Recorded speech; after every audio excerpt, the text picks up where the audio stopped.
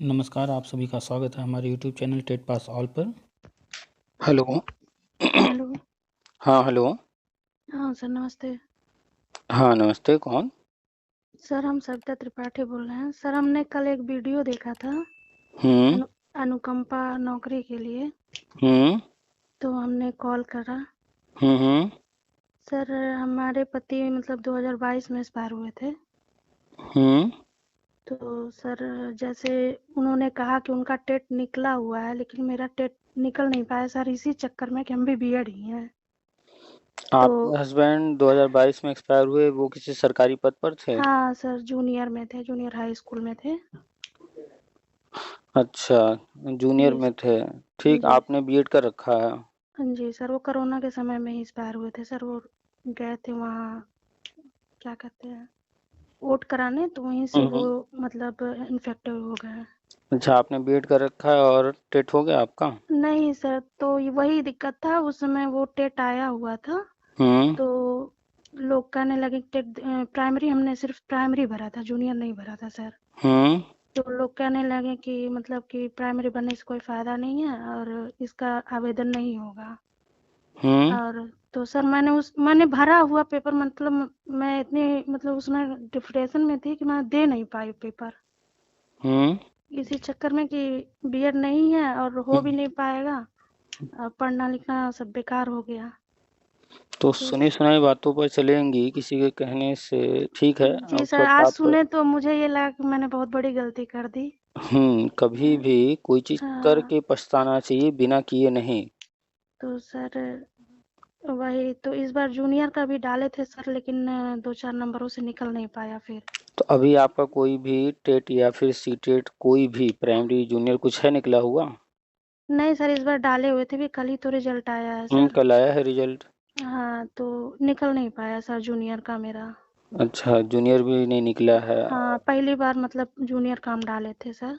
अच्छा। तो उन्हीं के हिसाब से सारा कंडीशन मतलब सेम ही है, छोटे बच्चे मेरे भी हैं। मेरा तो ससुराल भी मेरे साथ नहीं है सर। तो 2022 में आपके हस्बैंड एक्सपायर हुए हैं, कौन से महीने में? 22 में 15 मई 2022। मई। तो हाँ 22 से 5 वर्ष का समय मिला हुआ है आपको, जी सर, 27 तक। मैंने एप्लीकेशन डाल दिया है वहाँ पे बीएससी अच्छा, ऑफिस में। तो अभी आपको पेंशन वगैरह कुछ मिल रहा है? हाँ सर, पेंशन मिल रही है। लगभग कितना? लगभग सर वो जूनियर में थे तो उनका आधा पेमेंट मुझे इस समय 38,000 मिल रही है। अच्छा, आधा पेमेंट मिल रहा है, 38,000 मिल रहा है। तो हाँ। अभी आर्थिक समस्याएं ऐसी नहीं है कोई नहीं जो सर, आर्थिक समस्या तो है ही, क्योंकि जैसे कुछ लोगों का परिवार साथ देता है, लेकिन मेरा परिवार मेरे साथ नहीं है सर। उन 38? लोगों ने मेरे पति के एक मरते ही मिनट। मुझे वहां से निकाल दिया सर। 38,000 रुपये की नौकरी मिलना आज के तारीख में एक तरह से इम्पॉसिबल जैसा है। ठीक ठीक है। है सर, लेकिन हम किराए पर रह के अरे 2 बात बच्चों तो की सुन पढ़ाई। लीजिए। जी सर। आगे बात बढ़ाना है या वहीं अटके रहना है? नहीं सर, आगे बात बढ़ाना आगे है। बढ़ाना है ना, फोन की होंगी कुछ आगे की चीजों के लिए ना। हाँ हाँ सर। तो एक ही पॉइंट पर अटकी रहेंगी तो फिर आगे कैसे बढ़ेंगी, और नहीं हमेशा नहीं सर, नेगेटिव ठीक नेगेटिव ही ठीक है। पॉइंट ही पकड़ेंगी तो फिर जो है पॉजिटिव निकल के कैसे आएगा? जी सर, जी सर। पॉजिटिव चीजों को पकड़िए, नेगेटिव चीजें जो होनी थी वो हो गई हैं। जी ठीक सर। है, अब आपको पॉजिटिव चीजों को ध्यान में रख करके आगे बढ़ना है ना। जी सर। तो क्या चीजें, अगर घर में आग लग गई तो क्या जल गया ये इम्पोर्टेंट नहीं है, क्या जी सर। बचा है ये इम्पोर्टेंट है कि हम उससे अब आगे क्या कर सकते हैं। जी सर। हाँ, तो उस पर नजर रखिए कि अब आगे मेरे पास क्या क्या चीजें हैं बढ़ने के लिए। जी सर। तो आप चाहे जिस भी परिस्थिति में रह रही हैं, इम्पोर्टेंट ये है कि जी सर। अगर ये 38,000 जो पेंशन मिल रहा है, जी कल्पना सर। कीजिए कि गवर्नमेंट जॉब में अगर ना होते तो ये 38,000 भी ना मिल रहा होता। हाँ सर, ये तो सच है। तो 10,000 की भी नौकरी ढूंढना आज के तारीख में बहुत मुश्किल काम है, और 10,000 की भी नौकरी मिल भी जाएगी तो 8 घंटे 10 घंटे जो है बहुत मेहनत कराते हैं। जी सर। तो उनकी तुलना में आप बेहतर स्थिति में हैं, इस ये देखिए आप कि आपको जी सर। प्राइवेट कोई नौकरी करना पड़ता 5,000 10,000 की, और परेशान होना होता, कहीं बाहर जाना पड़ता पूरे दिन, जी घर सर। परिवार भी जो आप अभी देख पा रही हैं वो भी नहीं देख पाती। तो उस स्थिति परिस्थिति से आप बेहतर कंडीशन में हैं कि कम से कम आपको पैसे के लिए जो है बाहर नौकरी करने नहीं जाना है, परेशान नहीं होना है। तो एक पॉजिटिव पॉइंट ये हो गया। हाँ सर, ये तो है। ठीक है। जी सर। अब यहाँ पर कि आपके पारिवारिक परिस्थिति क्या है, कौन सपोर्ट कर रहा है, कौन नहीं, रहने के लिए क्या व्यवस्था है, आप इन चीज़ों को अपने लेवल पर देख रही हैं, समझ रही हैं, इसको मैनेज कीजिए। 38,000 रुपये है, मान लीजिए आप रेंट पर रह रही होंगी, 5,000 10,000 रेंट में जा रहा होगा, जी सर। ठीक है? तब भी जी। जो है अगर 10,000 रुपये भी आप रेंट भर देंगे, हालाँकि इतना तो नहीं होगा, लेकिन फिर भी मान लेते हैं कि नहीं सर, अगर 6,000 यहाँ पे है।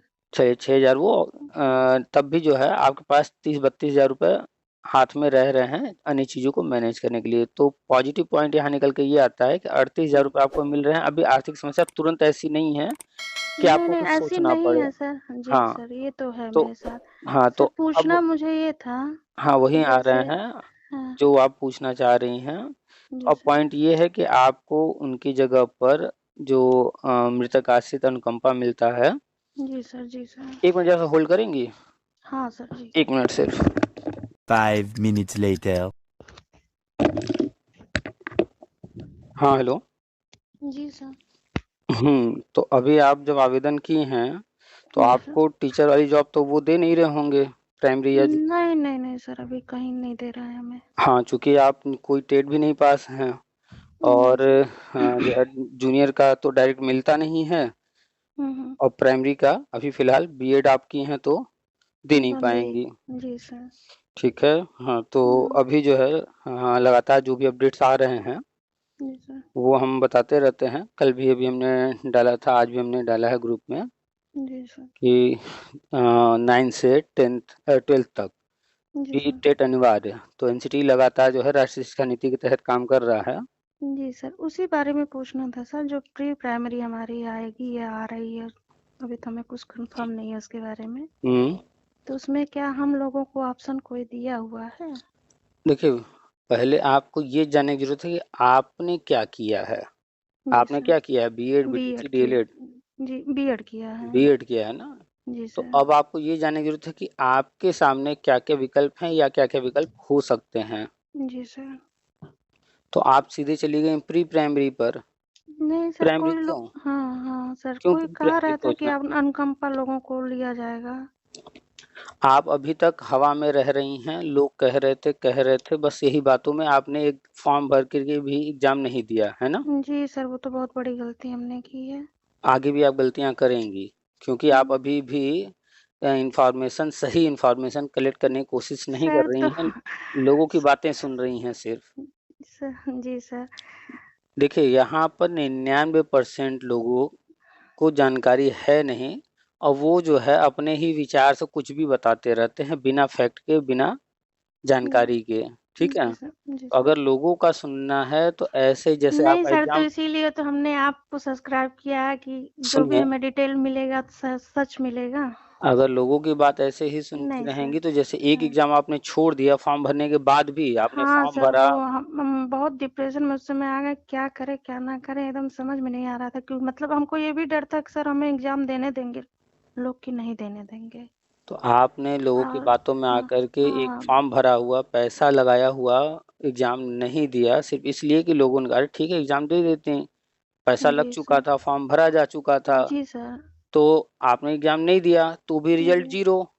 जी एग्ज़ाम दे सर। देती, पास होती हुँ। या नहीं होती, तो भी जी जो है सर। मान के चलती हैं कि रिज़ल्ट 0 ही रहेगा, पास हो जाएँगे कम से कम ये चेक कर पाएँगे या नहीं पास होंगे तो चेक कर पाएँगे कि हम जो है कितना कर पा रहे हैं। यही जी सोच सर। कर के कि हम जो अपना मूल्यांकन करेंगे, तब भी देना चाहिए हुँ। था एग्ज़ाम। जी ख़ैर, सर। तो प्री प्राइमरी अभी उधर मत जाइए, वो आपके लिए हुँ। वहाँ कुछ भी नहीं है, हुँ, ठीक है? हुँ। बीएड हुँ, आपने कर रखा है, तो प्री हुँ। प्राइमरी में आपके लिए अभी कुछ भी नहीं है, क्यों? हाँ, हाँ। आपके लिए क्या किसी के लिए नहीं, प्री प्राइमरी तो सरकारी स्कूल में अभी है ही नहीं एक तरह से कहा जाए तो, कभी आया है क्या भर्ती प्री प्राइमरी का आज तक? नहीं सर, अभी यहाँ तो नहीं है, लेकिन और प्राइवेट मतलब में स्टेट जाना है, 5,000 की नौकरी करनी है, नहीं सर।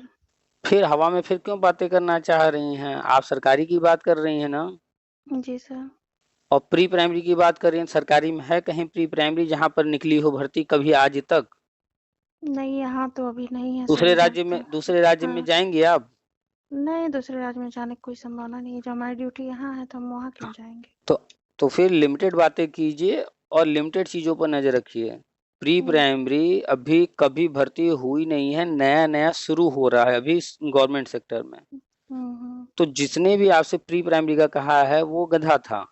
जी सर। पता है उसे कुछ भी नहीं। प्री प्राइमरी आज तक का रिकॉर्ड है कि जितने केंद्रीय विद्यालय या नवोदय विद्यालय या जहाँ कहीं भी जो है प्री प्राइमरी की भर्ती कभी नहीं आई है। अभी नया नया शुरू हो रहा है ये। जी जी। और अभी जो है केवीएस में एक बार दो बार जो है लिया गया है, वो भी संविदा पर लिया गया है। परमानेंट आज तक कभी कोई भर्ती आई ही नहीं। आज तक का हम जब बात कर रहे हैं जिस तारीख में, इस तारीख तक की बात कर रहे हैं, आप खोज के दिखा दीजिएगा कभी कहीं आया हो। अभी तो नया नया शुरू हो रहा है ये।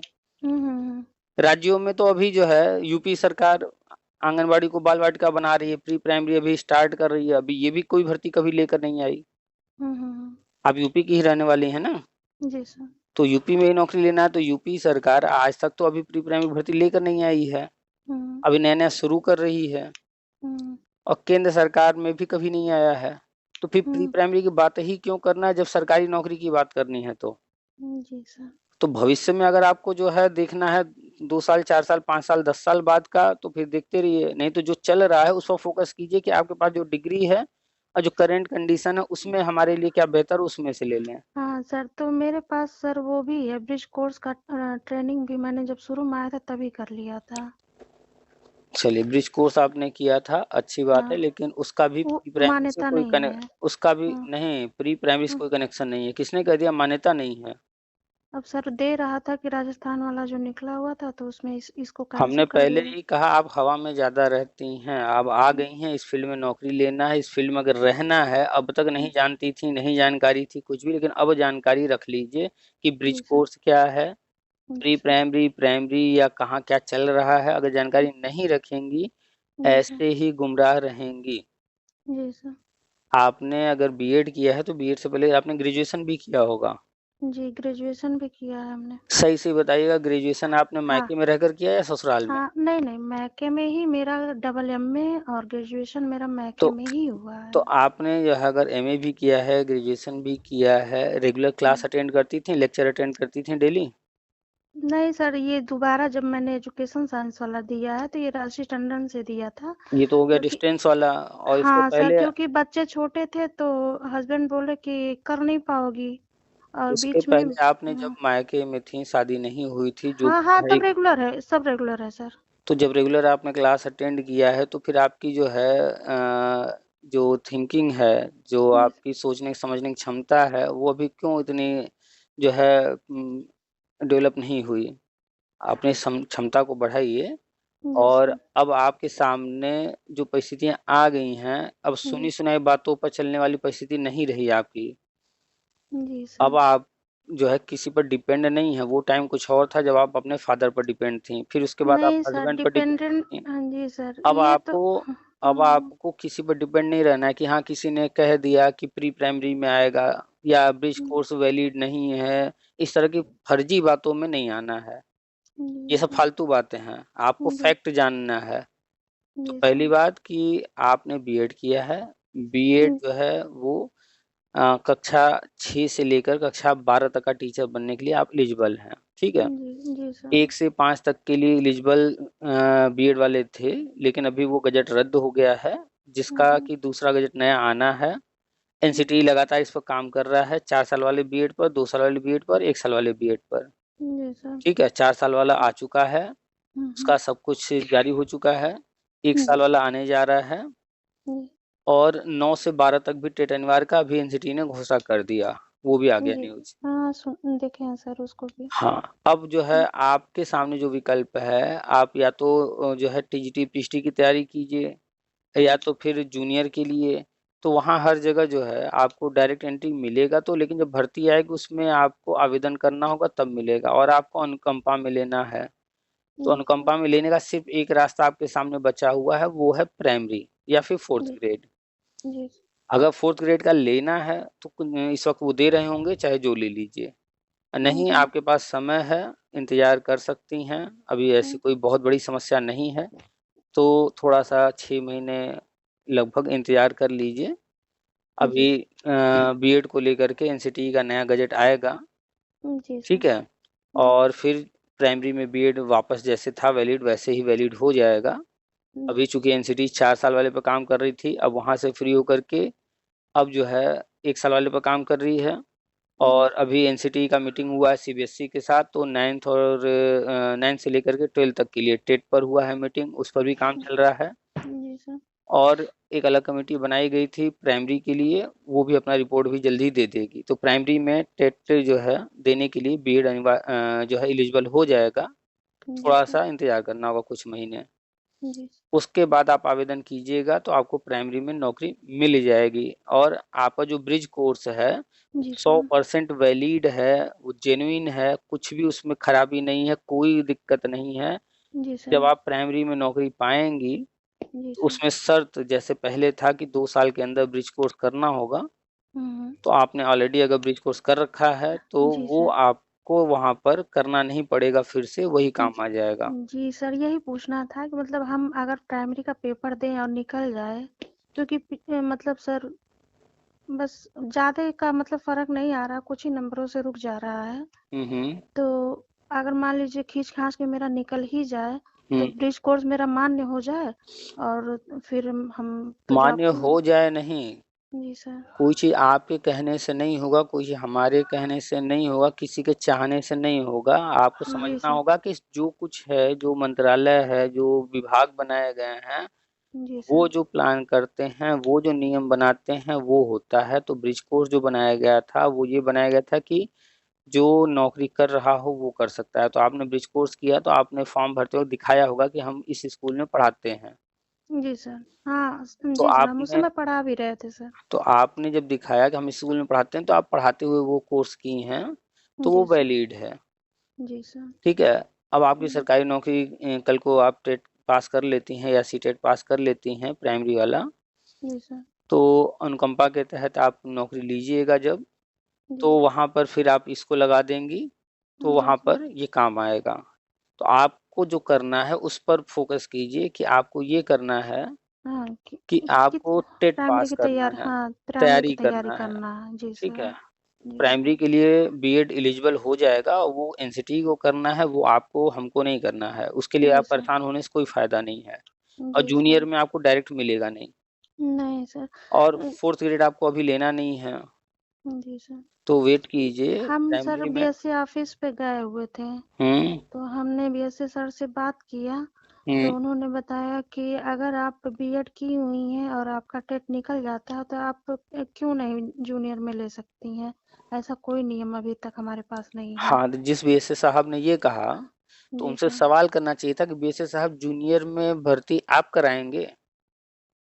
वो तो बोले कि तुम लेके आओ हम कराएंगे, लेकिन सर मेरा निकल ही नहीं पाया तो हम क्या अच्छा, बताएं। जूनियर में वो भर्ती करा देंगे। उनसे पूछा नहीं कि आज तक कितने लोगों का आपने करा दिया? अब सर इतना क्रॉस कितनी भर्ती, क्वेश्चन। उनसे उनसे ही पूछ लेते हैं कि सर जूनियर की भर्ती कब कब आई है, कितनी आई है। चलिए हम अनुकंपा छोड़िए, डायरेक्ट भर्ती की बात कर लीजिए। उनसे पूछ लेते हैं कितनी नहीं, ये भर्ती तो आई, मुझे कब भी कब आई पता है। है सर कि 29,000 के बाद कोई डायरेक्ट आपको भर्ती क्या नहीं है। लगता है ये बीएस से बैठ करके वहाँ नियम बनाते हैं? कि जी नियम जो सर। बना हुआ है, उनको जो ऑर्डर मिलता है उसका पालन करते कराते हैं। जी सर। ठीक है, उनसे जानकारी लीजिए, लेकिन उन पर डिपेंड मत होइए कि वो जो कह रहे हैं पूरा सही ही कह रहे हैं। उनको पूरी जानकारी है ही, ऐसा बिल्कुल नहीं है। जी सर। ठीक है। पहली जी बात तो सर। जूनियर की भर्ती डायरेक्ट आती नहीं है, अब तक एक बार आई है 2014 में 29,000 वाली जूनियर की भर्ती आई थी जी साइंस की। जी ठीक है, सर। वो भी अभी तक कोर्ट में है, विवादित है। उसके पहले उसके बाद में कभी जूनियर की भर्ती डायरेक्ट नहीं हुई है, प्रमोशन के थ्रू होता है। जी ठीक है। सर। अभी जो है हाल ही में एडेड जूनियर की भर्ती आई है, तो जी अब सर। इसके आने से उम्मीद हो गया है कि अब जो है गवर्नमेंट सेक्टर में भी जूनियर की भर्ती आएगी, और उसका प्लान चल रहा है। जी सर। तो आप जो है फोकस कीजिए कि आपको प्राइमरी का भी टेट या सी टेट पास करना है, जूनियर का भी पास करना है। जी जब सर। आप पास कर लेंगी और जूनियर में भर्ती डायरेक्ट होने लगेगा, तब आप जूनियर में अप्लाई कीजिएगा, तो आपको वहाँ मौका मिल सकता है। लेकिन अभी फिलहाल जूनियर में डायरेक्ट नहीं दे रहे हैं। क्यों? जी क्योंकि जूनियर में डायरेक्ट देने का अभी तक ये लोग कोई प्लान ही नहीं किए हैं, जो भी है प्रमोशन के थ्रू चल रहा है। तो अब जी जो सर। है नियम बदलने जा रहा है, नया शिक्षा सेवा चयन आयोग बन गया है। अब जी। जूनियर में डायरेक्ट भर्तियां आएंगी। तो अब इसके आगे आप हम्म। टेट या सी टेट प्राइमरी जूनियर दोनों पास कर लीजिए, तो जूनियर पास की रहेंगी। जूनियर में जब वो डायरेक्ट नियम बना देंगे लेने का, तो जी आपको सर। डायरेक्ट जूनियर में मिल जाएगा। तो आपको जो करना है, आपको फोकस करना है प्राइमरी और जूनियर जी। दोनों, टेट या फिर सीटेट पास। टेट तो आ ही नहीं रहा है, तो सीटेट ठीक पास है। करने का हर हाल में, और सीटेट आपको पास करना है। नहीं जी सर, अब हम यही हमारे लिए ज़्यादा मान्य था कि मतलब अगर हम प्राइमरी का दें तो हम एलिजिबल रहेंगे कि नहीं रहेंगे। तो अब आपने कह दिया कि बीच कोर्स मतलब 6 महीने में आ ही जाएगा, तो हम इस बार वाला जो है अप्रैल में जो आ रहा है इसमें डाल देते हैं सर। कितने नंबर आए इस बार कल जब रिजल्ट आया तो? कल सर मेरा इसमें प्राइमरी में आया 81 नंबर आया था सर। अच्छा, जूनियर में? बस जूनियर ही डाला था इस बार मैंने। अच्छा, सिर्फ जूनियर डाली थी, उसमें 81 आया। हाँ जी सर। तो आपको क्या लग रहा है, ये 81 नंबर पूरे आपके अपने हैं? जी सर, मेरे हैं, अपने हैं। आपने कोई तुक्का नहीं मारा था कि हमें ये वाला नहीं नहीं, ऐसा नहीं है सर। जब जो क्वेश्चन नहीं आता है तो उसका एक ऑप्शन लोगों ने बताया हाँ, था तो कि एक आपने ऑप्शन कोई भी डाल कोई ना दीजिए तो कोई, हो जाता। हाँ जिसका नहीं भी आ रहा था आपको, आपने ABCD कुछ तो रंगा होगा। हाँ हाँ सर, जब रखना आपने था। आपने तुक्का रंगा, तो तुक्का कितने रंगे होंगे? 10, 20, 30, 40, कुछ हाँ तो रंगे सर, होंगे। 20-30 तो लास्ट में छूटने लगते हैं तो आदमी अक्सर मार देता तो है कि क्या नहीं लग कुछ रहा हो है, पा रहा तो हाँ, 2-4 क्या लग नंबर रहा तो आ है, ही जाए। कुछ नंबर उनमें से भी मिले हाँ भी हाँ होंगे? सर, बिल्कुल बिल्कुल मिले होंगे, कुछ 10-12 ऐसे भी नंबर। कुछ हाँ ऐसे भी प्रश्न रहे होंगे जिनका आप कंफर्म नहीं होंगी, कि लग तो रहा है कि ये बी वाला सही है, लेकिन होगा हाँ कि नहीं होगा, चलो अच्छा ठीक है बी लग रहा है, बी रंग देते हैं। ऐसा भी हुआ होगा।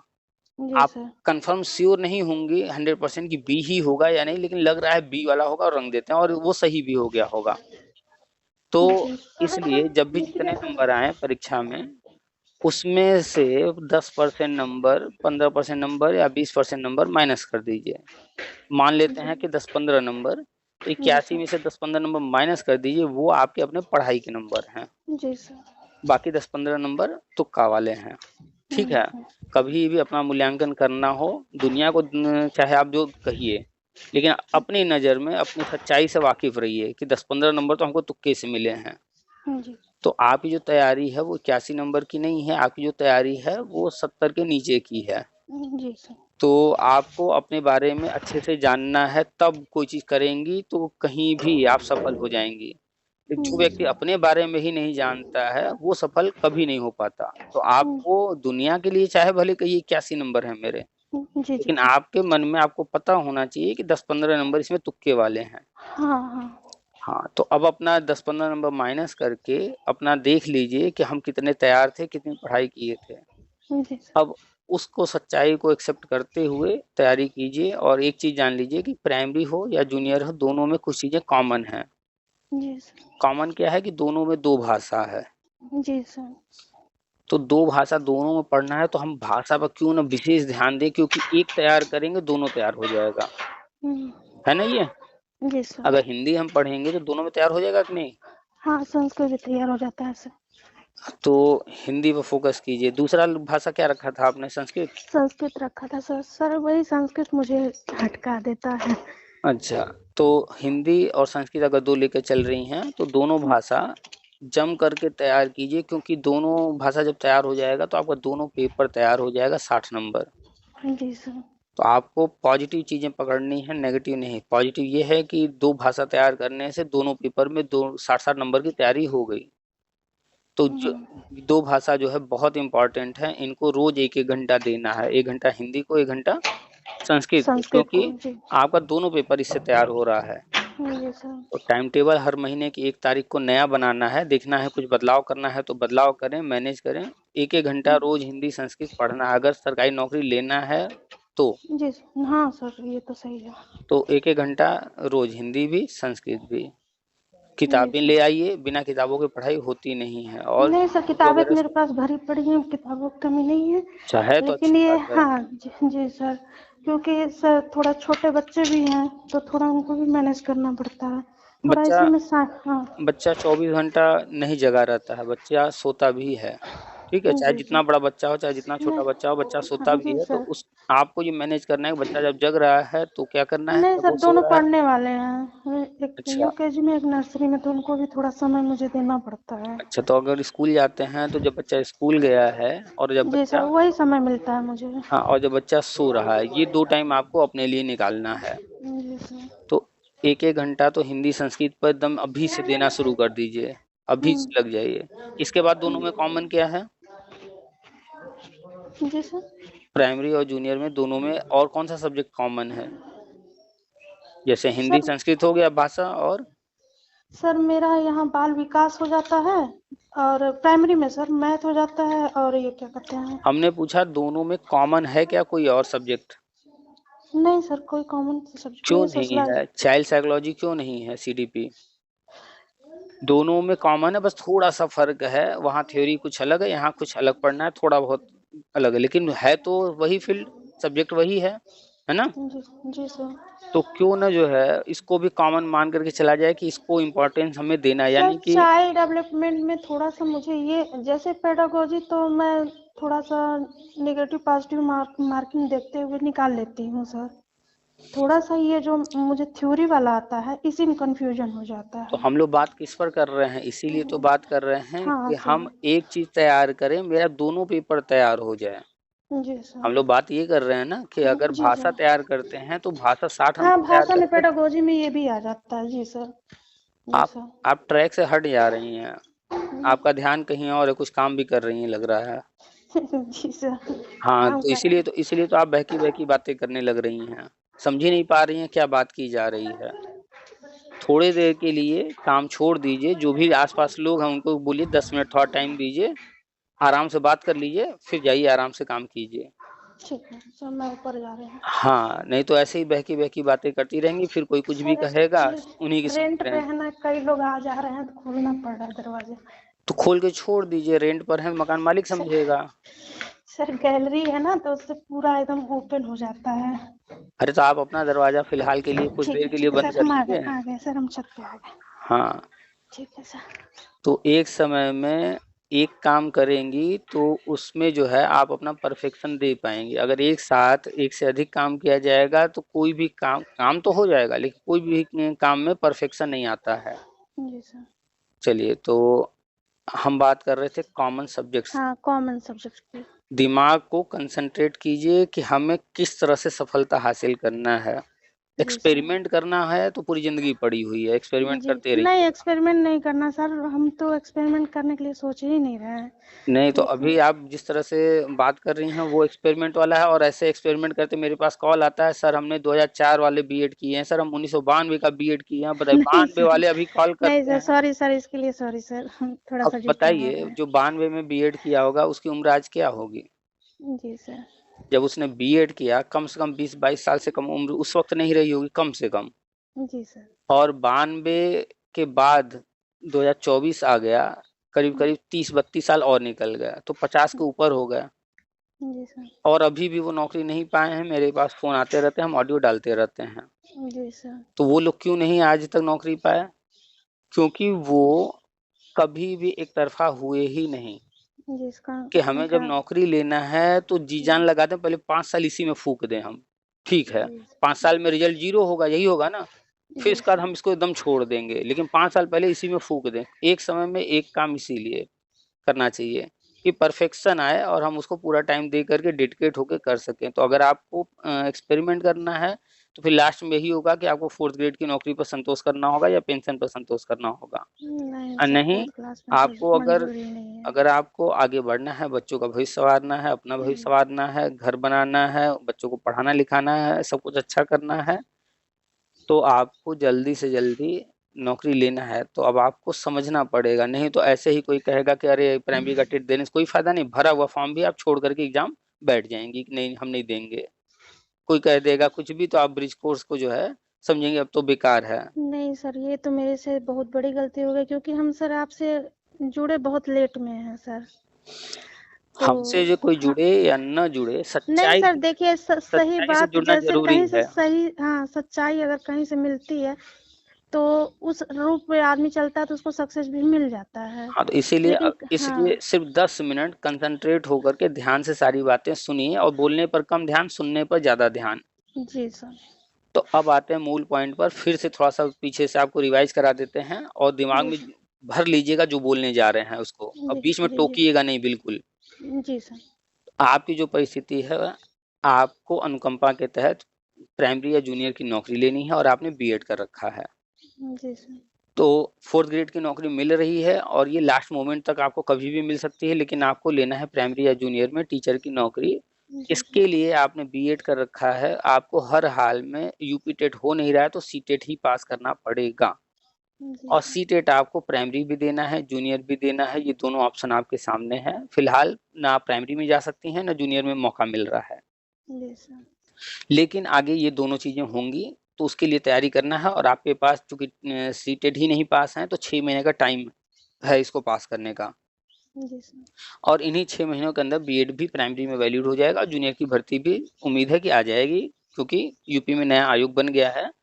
अगले महीने से वो काम करने लगेगा या इसी महीने के लास्ट से, तो जूनियर की भी भर्ती आएगी। तो आपके सामने दोनों मौके हैं, तो आपको दोनों के लिए तैयार रहना है कि दोनों में से जो मिल जाएगा पहले वो ले लेना है। जी सर। और दोनों की तैयारी के लिए आपको सीटेट निकालना पड़ेगा। और सीटेट में हमें कैसे तैयार करें कि हम पढ़ाई 1 घंटा करें लेकिन मेरी पढ़ाई 2 घंटे के बराबर हो जाए, यानी कि अगर हम 1 घंटा पढ़ रहे हैं कोई चीज तो वो मेरा दोनों में काम आ जाए। तो मेरा एक तरह से 2 घंटे का पढ़ाई हो गया 1 ही घंटे में। तो आपका जैसे भाषा है हिंदी, आप हिंदी अगर 1 घंटा पढ़ रही हैं तो फर्स्ट पेपर के लिए भी तैयार हो गया, सेकंड पेपर के लिए भी तैयार हो गया, तो आपका 2 घंटे का काम 1 ही घंटे में हो गया। ऐसे ही आपने संस्कृत रखा है दूसरी भाषा के रूप में, तो 1 घंटा वो भी पढ़ेंगे तो वो भी दोनों पेपर का तैयार हो गया। ऐसे ही हम बात कर रहे थे तीसरा कॉमन सब्जेक्ट, और वो है सीडीपी। अगर आप सीडीपी ध्यान से पढ़ती हैं, कितना भी अच्छा आप कर लेती हो उससे कोई फर्क नहीं पड़ता है, क्योंकि एग्जाम के टाइम में आपकी कितनी तैयारी कितना कर पा रही हूँ वो डिपेंड करता है। इसलिए 1 घंटा रोज देना ही पड़ेगा, चाहे जितना अच्छा आपका तैयार हो। अगर आपका बहुत अच्छा तैयार होता तो आप 30 में 30 लाते हैं, क्या कभी सीडीपी में 30 में 30 आया? नहीं सर। जिस दिन किसी पोर्शन में 30 में 30 आ जाए उस दिन कहिएगा कि ये पोर्शन मेरा तैयार है। जी सर जी। 30 में 29 भी आ रहा है तो कहिएगा कि अभी मेरा पूरा तैयार नहीं है। नहीं है। 30 में 30 आना चाहिए तब पूरा तैयार है। हम पूरे पेपर में 150 में 150 की बात नहीं कर रहे हैं, हम एक पोर्शन की बात कर रहे हैं कि अगर आप 30 में 30 ले आ रही हैं हिंदी में तो कहिएगा कि हमारा पूरा तैयार हो गया है। अदरवाइज 30 से कम है नंबर तो वो पूरा तैयार आपका नहीं है। हालांकि 30 में 30 आने पर भी हिंदी पूरा तैयार नहीं माना जाएगा, क्योंकि हिंदी बहुत ज्यादा है सिलेबस। खैर, तो आपको सीडीपी को भी रोज 1 घंटा देना होगा हर हाल में, और उसको बार बार जो आपको आता है उसको जो है और ज्यादा पढ़ना होगा, बार बार पढ़ना होगा। जो नहीं आता उसको तो पढ़ना ही है। तो ये 2 भाषा और सीडीपी 3 घंटे का टाइम टेबल बना लीजिए, चाहे बच्चे स्कूल में हो तब, चाहे बच्चे सो रहे हो तब, जैसे भी करके 1 घंटा अभी से लग जाइए, रोज 1 घंटा पढ़िए और हर महीने की 1 तारीख को नया टाइम टेबल जरूर बनाइए। तो 3 चीजें हो गए, इसके बाद बच जाते हैं 60 नंबर। तो प्राइमरी में जो है आपका वो है ईवीएस पर्यावरण, ठीक है। और जूनियर में आप क्या आर्ट्स से हैं या साइंस से? हाँ, सोशल साइंस है सर। सोशल साइंस एसटी पढ़ना है। तो पर्यावरण मैच करता है भूगोल से, काफी हद तक मैच करता है। और आप जो है सोशल पढ़ेंगी ही 60 नंबर के लिए, तो भूगोल पर उधर फोकस कर लीजिएगा, इधर पर्यावरण फोकस कर लीजिएगा, दोनों एक साथ तैयार किया जा सकता है, दोनों मिलते जुलते हैं थोड़े, ठीक है। इसके बाद आपका एसएसटी में हिस्ट्री भी है, पॉलिटिकल भी है, वो भी पढ़ना है, लेकिन पहले भूगोल पर और ईवीएस पर फोकस कर लीजिएगा। ये मिलते जुलते हैं, दोनों को मिला करके पढ़ा जा सकता है। क्योंकि पर्यावरण में आप पढ़ेंगी हमारे पृथ्वी और अन्य जो भी जहाँ पर जीवन है इससे संबंधित चीजें, और वही भूगोल में भी पढ़ते हैं लगभग। जी सर, एकदम सेम है सर। नहीं, एकदम सेम नहीं है, जमीन आसमान का फर्क है, लेकिन मिलता जुलता है, ठीक है। तो किताबें ले लीजिए अलग अलग विषय के लिए, इस अलग अलग किताबें लीजिएगा। पर्यावरण पढ़ना है तो 3 से 5 तक का जो है पर्यावरण एनसीईआरटी, और 6 से 8 तक का साइंस भी पढ़ना पड़ेगा, तब अच्छे से पर्यावरण तैयार होगा। और पारिस्थितिकी तंत्र एक अलग से किताब आती है, उसको भी पढ़ना पड़ेगा। तो ये पर्यावरण जो है पूरा साइंस है, एक तरह से साइंस का ही पार्ट है। और ज्योग्राफी भी साइंटिफिक चीजों से जुड़ा हुआ है, इसलिए काफी ये साइंस हुआ, ज्योग्राफी हुआ, पर्यावरण मैच करता है। तो आपको 3 से 5 तक का पर्यावरण एनसीईआरटी पढ़ना होगा, 6 से 8 तक का साइंस पढ़ना होगा, और भूगोल तो पढ़ना ही है 6 से 8 तक, या उससे ऊपर कम से कम हाई स्कूल या इंटर तक। तो इनको कॉमन रूप से तैयार कर लीजिए। इतने में आपका सीटेट पास करने भर का काम हो गया। जी सर। ठीक है, हम लोगों ने जो चर्चा किया वो जी सर। टोटल जो है लगभग 100 नंबर के आसपास हम लोग क्रॉस कर चुके हैं। जी सर। ठीक है, अब इसके बाद प्राइमरी के लिए थोड़ा मैथ रह जाता है, तो जी एक आध घंटा मैथ पढ़ लीजिए, और जूनियर के लिए हिस्ट्री और पॉलिटिकल वगैरह रह जाता है तो 1 घंटा उसको दे लीजिए। यानी कि जी टोटल आपको कम से कम 5 घंटे डेली देना है। अगर जल्दी से जल्दी नौकरी लेना है तो 1 घंटा हिंदी, 1 घंटा संस्कृत, 1 घंटा सीडीपी, 3 जी घंटा सर। हुआ। जी सर। पर्यावरण, साइंस, भूगोल ये मिलते जुलते हैं तो 1 घंटा ये हो गया। जी सर। इसके बाद जो मैथ है, हिस्ट्री रह गया, पॉलिटिकल रह गया, 3 ये। तो अगर दोनों साथ लेकर चलना है तो 1-1 घंटा, नहीं तो बारी बारी से किया जा सकता है 3-3 दिन, तो 1-1 जी घंटा। तो जी सर। 4-5 घंटा डेली करके तैयार किया जाएगा, तो अगला जो सीटेट होगा उसमें 100 से ऊपर नंबर आ जाएंगे। जी सर। इतना अगर आप देंगी समय अभी से अगले सीटेट होने तक, जी सर। तो आपका जो अभी 81 आया है, कुछ नंबर से रह गया है, तो जी सर। अगली बार आपका जो है तैयारी 150 नंबर का जब रहेगा और उसमें कहीं थोड़ा बहुत कम रह जाएगा तो 150 की जगह बहुत होगा 140 हो जाएगा, 130 हो जाएगा, 120 हो जाएगा, तब भी तो पास तो रहेंगी ना। हाँ सर। लेकिन आपने टारगेट रखा 90 का और कम हो गया नंबर, या 82 जी का रखा कम हो गया नंबर, तो जी आप बाहर हैं। जी तो सर। टारगेट ही छोटा जब रहेगा तो कैसे लक्ष्य हासिल होगा। टारगेट बड़ा रखिए, 150 में 150 का लक्ष्य रखिए। जी कौन सी सर। कैटेगरी है? जी सर। कैटेगरी क्या है? जनरल है। जनरल है, तो 90 नंबर आपने टारगेट रखा, 9 नंबर पीछे रह गए, 81। अब टारगेट 90 नहीं होगा, अब जी टारगेट सर। 150 होगा। जी जब 150 होगा उसमें थोड़ा बहुत कम होगा, मान लेते हैं 140 हो जाएगा, 130 हो जाएगा, 120 हो जाएगा, 110 हो जाएगा, 100 हो जाएगा, तब भी तो पास तो रहेंगी ना। जी सर। पास हाँ, रहेंगे। तो वहाँ आपको 2-4 नंबरों से फर्क नहीं पड़ने वाला है। जी सर। 150 की तैयारी रहेगी तो 10-20 नंबर से फर्क नहीं पड़ने वाला है। लेकिन जब 90 नंबर की तैयारी रहेगी तो यहाँ एक एक नंबर से फर्क पड़ेगा। क्यों? एक नंबर भी कम हो गया तो आप पास नहीं होंगी। जी तो सर। आपने लक्ष्य जो 90 का रखा उस लक्ष्य को 150 कर लीजिए, और जैसे जी हमने बताया है वो तैयार कीजिए। हिंदी के लिए अलग से किताबें ले आइए, लुसेंट वगैरह जो भी। संस्कृत के लिए देख लीजिए, लुसेंट है और भी किताबें हैं। जी सीडीपी सर। के लिए आप जो है जो बीएड में पढ़ाई की है वो सारा पढ़ जाइए। इसके जी अलावा मनोविज्ञान की किताब चलती है 11 और 12 में एनसीईआरटी, वो ले जी सर। लीजिए। मनोविज्ञान 11-12 की एनसीईआरटी वो पढ़ जाइए। और फिर इसके बाद पर्यावरण पढ़ना है तो 3 से 5 का एनसीईआरटी, और 6 से 8 का एनसीईआरटी साइंस वाला, जी सर। और पारिस्थितिकी तंत्र लुसेंट का या फिर परीक्षावाड़ी का। जी सर। और भूगोल पढ़ना है तो भूगोल के लिए 6 से 12 तक का भूगोल एनसीईआरटी। और जी अगर संभव हो तो महेश वर्णवाल साहब की किताब लेकर पढ़िएगा। भूगोल पढ़ने के लिए आपके पास मैप भी होना चाहिए, ग्लोब भी होना चाहिए, एटलस भी होना चाहिए। एटलस कोई भी ले लीजिएगा, चाहे ऑक्सफोर्ड का, चाहे कोई भी। हिंदी वर्जन ले लीजिएगा अगर हिंदी मीडियम की हैं। जी और एक हिंदी ग्लोब रख मीडियम। लीजिए, चाहे छोटा या बड़ा। और जी मैप सर। आपके पास 6 होने चाहिए, विश्व का, भारत का और उत्तर प्रदेश का। जी विश्व, सर। भारत और उत्तर प्रदेश। जी विश्व का भारत का। राजनीतिक भी, जी विश्व का राजनीतिक भी होना चाहिए, भौगोलिक भी। 2 तरह का होता है मैप, राजनीतिक जी और भौगोलिक। जी तो विश्व का राजनीतिक भी लेना है, भौगोलिक भी। भारत का राजनीतिक भी लेना है, भौगोलिक भी लेना है। उत्तर प्रदेश का राजनीतिक और भौगोलिक 6 हो गए मैप। जी यानी विश्व का 2, भारत का 2 और उत्तर प्रदेश का 2, प्रदेश का 2। भौगोलिक और राजनीतिक। जी सर। तो 6 मैप आपके पास होने चाहिए, एटलस होना चाहिए और ग्लोब होना चाहिए, तब भूगोल की पढ़ाई अच्छे से हो पाएगी। जी सर। ठीक है, और भूगोल के लिए 6 से 12 तक की एनसीईआरटी। और इसके बाद अगर और एडवांस पढ़ना है तब महेश वर्णवाल की एक किताब आती है, जी सर। वो ले लीजिएगा। और हिस्ट्री के लिए एनसीईआरटी पढ़ जाइए, पॉलिटिकल जी के लिए एनसीईआरटी पढ़ जाइए। मैथ जी के लिए आप जो है चाहे एनसीईआरटी चाहे प्राइवेट पब्लिकेशन का ले करके मैथ शुरू कीजिएगा कक्षा 1 से।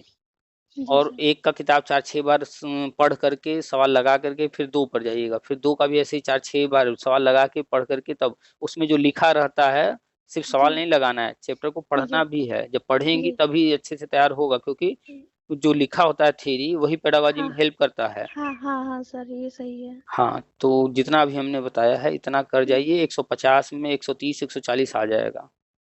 जी सर। 5 करीब करीब 5 घंटा रोज देना पड़ेगा जी सेल्फ सर। स्टडी के लिए। यूट्यूब वगैरह कर रही हैं तो फिर तो 2-4 घंटे और एक्स्ट्रा।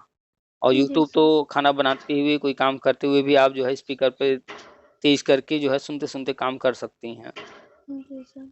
तो 24 घंटे आपको जो है घर में रहना है, बच्चों को देखना है, घर जी संभालना है जी और नौकरी भी लेने के लिए डेडिकेट होना। अगर आप चाहती हैं अगले 6 महीने के अंदर सरकारी मास्टरनी जी बनना, चाहे प्राइमरी में चाहे जूनियर में, तो अगला 6 महीना 5 घंटा सेल्फ स्टडी किताबों के साथ और फिर कम से कम 2-4 घंटे यूट्यूब वगैरह या जहाँ से हेल्प ले सकें, गाइड ले सकें, गाइडेंस, जी सर। तो उसको देना होगा। अगला 6 महीना अपने नौकरी के लिए, अपने भविष्य के लिए, अपने बच्चों के भविष्य के लिए, अपना नया घर खुद का लेने के लिए उस पर डेडिकेट कर दीजिए। जी 6 महीना ये पूरा भविष्य बदल देगा। जी चलिए अब बताइए कहीं कोई डाउट रह गया हो तो। नहीं सर, डाउट तो नहीं रह गया ब्रिज लेकिन। कोर्स आपका 100% वैलिड है, वो आपका काम आएगा आगे। जी सर। बीएड प्राइमरी में वैलिड होने जा रहा है, उसमें कोई डाउट नहीं है। जी सिर्फ सर। आपको फोकस करना है कि प्राइमरी या जूनियर जो भी आपको पद लेना है उसके लिए सीटेट पहले पास करना होगा। अगर दोनों पास कर लेंगी तो आपके सामने विकल्प ज़्यादा होंगे। जी सर। एक ही पास कर पाएंगी तो विकल्प कम हो जाएंगे। जी सर। चलिए और बताइए कहीं कोई डाउट रह गया हो कुछ पूछना। नहीं सर, सारा डाउट क्लियर हो गया है बस sir. Thank you sir. Welcome. चलिए रखिए, फिर रखते हैं। जी सर। सर एक चीज़ और पूछना है सर, मतलब आपके हिसाब से अगर हम कोई ऑनलाइन कोचिंग लेना चाहें तो कौन सा बेटर पड़ेगा? कोई अच्छा नहीं है। जी सर। हमसे पूछेंगे कोई भी अच्छा नहीं है। जी क्यों? सर। मान लीजिए आप जो है मान लेती हैं कि ये वाला ऑनलाइन लेंगे इनका अच्छा है, आपने 3000 5000 10,000 जो भी फीस है दे दिया। जी सर। क्या जरूरी है उन्हीं के पास सारे अच्छे टीचर हों? जी सर। तो कोई कोई भी सजेशन टीचर दीजिए सर। कोई भी टीचर जो है, कोई भी कोचिंग है वहाँ 10 टीचर पढ़ा रहे हैं तो 10 बहुत अच्छे हों, कोई गारंटी नहीं है। आप दृष्टि भी चली जाएंगी ना, वहाँ सारे टीचर अच्छे मिल जाएं, कोई गारंटी नहीं, पहली बात।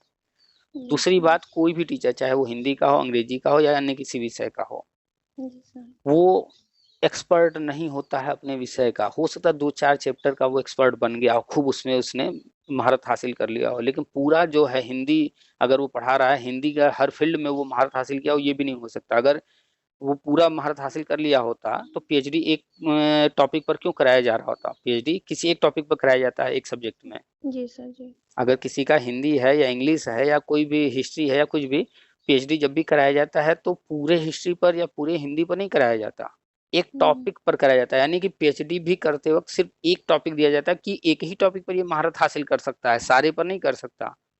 तो जब आप किसी जी कोचिंग या किसी एक के पीछे चली जाएंगी तो आपको स्पेशलाइजेशन तो नहीं मिलने वाला है।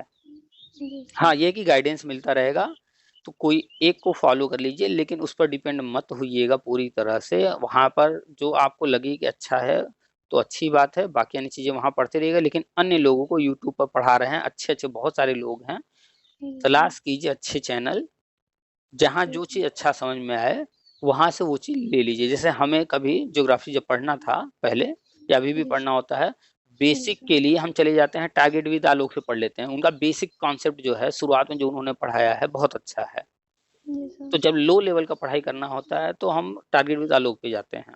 लेकिन हमें पता है कि target with Alok advance level पर अच्छा नहीं पढ़ाते हैं, जी उन्होंने सर। एडवांस लेवल पढ़ाया भी नहीं है, उन्होंने चैप्टर डाले ही नहीं है लेक्चर। और तीसरा, जी उन्होंने बहुत जगहों पर गलत भी पढ़ाया है, फैक्ट उनका जो है गलत है, चाहे वो पढ़ा बोलने में गलती कर गए हों, चाहे जिस किताब से पढ़ा रहे हो उसमें मिसप्रिंट रहा हो। जी सर। तो अब इन चीज़ों के लिए फिर हम अन्य लोगों को लेते हैं, तो थोड़ा सा हमें एडवांस पढ़ना है तो फिर हम चले जाते हैं उत्कर्ष पर ज्योग्राफी पढ़ने के लिए। जी सर। और एडवांस पढ़ना है तो एक ओझा सर हैं उन पे चले जाते हैं। तो एक ही टीचर को परफेक्ट नहीं माना जा सकता। ओझा सर को अगर हम बता देंगे तो 99% लोगों को ओझा सर की बातें ही नहीं समझ में आएंगी, उनका जी बहुत हायर लेवल का है। जी अगर हम सर। उत्कर्ष बता देंगे तो उत्कर्ष इतना फास्ट पढ़ाते हैं और लिमिटेड पोर्शन पढ़ाते हैं, वहां से भी कवर नहीं होगा। और जिसका बेसिक नहीं होगा तो उत्कर्ष और ओझा सर तो बिल्कुल किसी काम के नहीं है। जी सर। और हम सिर्फ अगर टारगेट विद आलोक बता दें तो वहां पर बेसिक तो तैयार हो जाएगा, थोड़ा कॉन्सेप्ट क्लियर हो जाएगा, लेकिन वहां पर गलत भी पढ़ाया गया है तो गलत जानकारी हो जाएगी और फिर आंसर जो है एग्जाम में गलत हम देकर आएंगे। और वो जी सिर्फ बेसिक पढ़ा रहे हैं, थोड़ा सा एडवांस लेवल पर नहीं पढ़ा रहे हैं, फिर एडवांस क्वेश्चन हमारे छूट जाएंगे। तो परफेक्ट कोई नहीं होता है, हमें जी मूल्यांकन करना होगा, किताबें पढ़ना होगा, मैच कराना होगा, आपको खुद जज करना होगा कि ये टीचर कितना सही पढ़ा रहा है और किस फील्ड में सही पढ़ा रहा है। जैसे अभी हमने तीन एक ही फील्ड के ज्योग्राफी का 3 टीचर का नाम लिया हमने, जी सर। तीनों में उत्कर्ष अगर ये पूछा जाए कौन सही है तो हम तीनों को नहीं कहेंगे, कोई नहीं सही है। हाँ, तीनों को मिला करके कोई अगर पढ़ रहा है कि बेसिक चले गए, टारगेट विद आलोक से पढ़ लिए, वहां से कॉन्सेप्ट क्लियर कर लिए, थोड़ा सा एडवांस पढ़ना हुआ, उत्कर्ष पास जो ब्रॉड वीडियो वो ज्यादा डाले हैं, सिलेबस ज्यादा कवर किए, उनके पास चले गए। लेकिन हायर लेवल का जब हमें पढ़ना है तो ओझा सर के पास गए, लेकिन अभी भी कंप्लीट नहीं हुआ।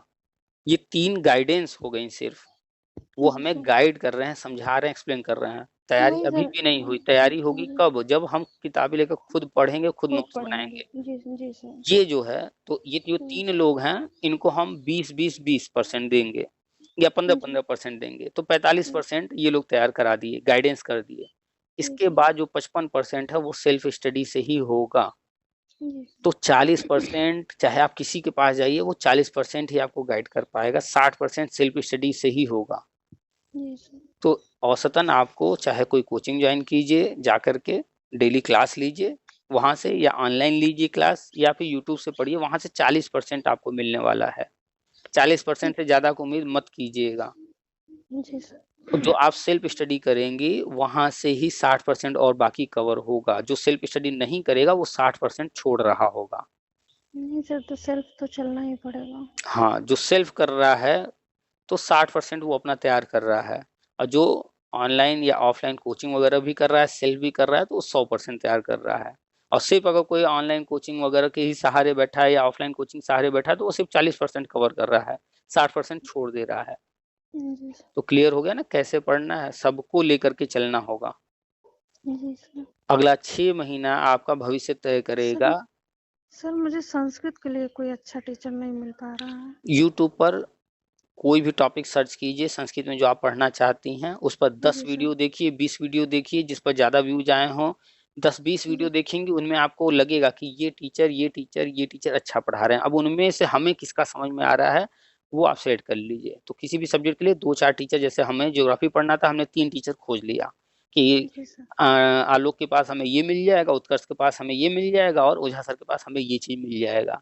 तो हमारा सारा चीज कंप्लीट हो जा रहा है। तो ऐसे ही हर सब्जेक्ट के लिए 2-4 चैनल अच्छे अच्छे खोज लीजिए। सबने जो है पढ़ा रखा है, उसमें आप प्लेलिस्ट में जाकर खोजिए, जिसके पर ज्यादा वीडियो पड़े हों, जो अच्छा पढ़ा रहा हो, अच्छे से समझाया हो, उनको जो है फॉलो कर लीजिए। जैसे हमें हिंदी पढ़ना है, तो हिंदी के लिए एक क्या नाम है, नाम भूल रहे हैं, हरियाणा के या उस साइड के कहीं के हैं एक सर, वो हिंदी बड़ा अच्छा पढ़ाए हैं। हालांकि हिंदी वो पूरा नहीं पढ़ाए हैं, हिंदी बहुत अच्छा नहीं पढ़ाते हैं, लेकिन उनके जो ट्रिक्स हैं वो हमें थोड़े अच्छे लगे थे। जी सर। तो कभी भी हरियाणा की राजस्थान के सचिन सर, इनका सीडीपी अच्छा है। अच्छा, नहीं हम सचिन सर की बात नहीं कर रहे हैं, हरियाणा या राजस्थान के हैं एक सर हैं। इनका हमने देखा था, हालांकि वो हैं एसएसटी के, हिस्ट्री ज्यादा पढ़ाते हैं, लेकिन हिंदी भी उन्होंने कुछ डाल रखे हैं, तो उनका हिंदी हमें जो है कुछ चैप्टर बड़ा अच्छा लगा। तो कुछ चीजें हम वहां से हिंदी पढ़ लेते हैं, या जब करना होता है कर लेते हैं। और भी बहुत सारे लोग हैं। तो कभी भी एक चैनल पर डिपेंड मत होइएगा, ट्राई करते रहिएगा। एक डायरी बना लीजिए, किस सब्जेक्ट के लिए कौन से टीचर, कौन सा चैनल है, सब्सक्राइब तो कीजिए, लिखे भी रहिए। ठीक है, लिखने की आदत डालिए हर चीज। तो लिखी रहेंगी तो आपको पता रहेगा कि हाँ ये चैनल या ये किताब जो है हमें पढ़ना है, यहाँ से पढ़ना है। किताबों को भी लिस्ट बनाए रहिए, डायरी में लिखे रहिए कि किस सब्जेक्ट के लिए कौन सी किताब जो हमारे पास है, कौन सी किताब अच्छी है, कौन सी किताब हमारे पास नहीं है, खरीदना है, सब डायरी में लिखा कीजिए। चलिए, और कुछ नहीं सर, बस थैंक यू सर। वेलकम। बहुत ज्यादा सजेशन मुझे मिल गया, थैंक्स सर। हाँ, तो आपने कंसंट्रेट होकर के ध्यान से लास्ट में सुना है तो सब क्लियर हो गया, सारी बातें क्लियर हो गई। लेकिन आप पहले कंसंट्रेट नहीं हो पाई थी, तो मोस्ट इम्पॉर्टेंट कंसंट्रेशन है। कोई काम कीजिए जब पर्याप्त समय हो तो उसको तब कीजिए, ताकि आप फुल कंसंट्रेट होकर कर सकिए। Thank you sir, thank you. Welcome. चलिए रखते हैं।